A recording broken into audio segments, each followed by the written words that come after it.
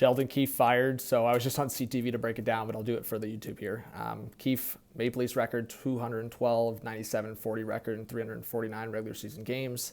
Of course, just all the playoff disappointments. But honestly, writing was on the wall. It was about time. Had to happen. I mean, you guys saw kind of my vibe over the years after 2020, the Columbus series. Again, tough way to come in terms of the pandemic.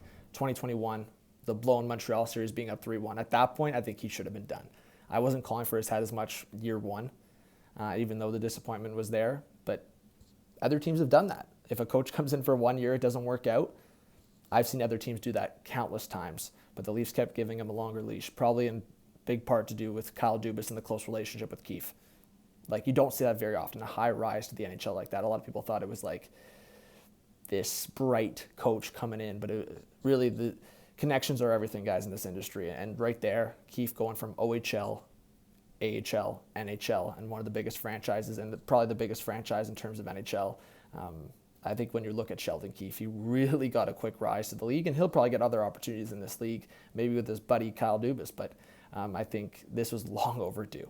Like after Montreal and then Tampa and then even the way they played against Florida. And then, I mean, this year was just, I was laughing because, again, as the human being, you can feel for the guy, but at the end of the day, like, this was so long overdue. Like, it should have been after year 3, after the Tampa series, after he got outcoached by Dom Ducharme, after he got outcoached by John Cooper.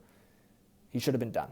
And a new coach should have came in, and then whatever. If Dubas made those moves, bringing O'Reilly and Shen, maybe a different veteran coach with that style team, maybe O'Reilly doesn't leave. Maybe Shen doesn't leave. Maybe guys feel so comfortable with a veteran coach in there. They leave because they like the vibe they got from Barry Trotz. They like the vibe they got from that organization. So anyways, Keefe's gone.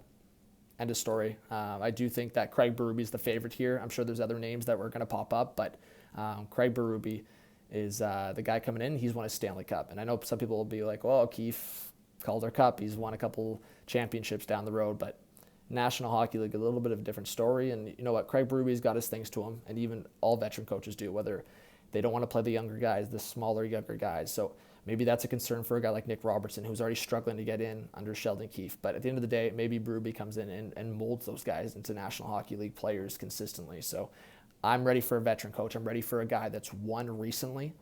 And at the end of the day, they just need a new voice. So let me know your thoughts, guys, on Keefe getting fired. Big news in Leafland. Cheers.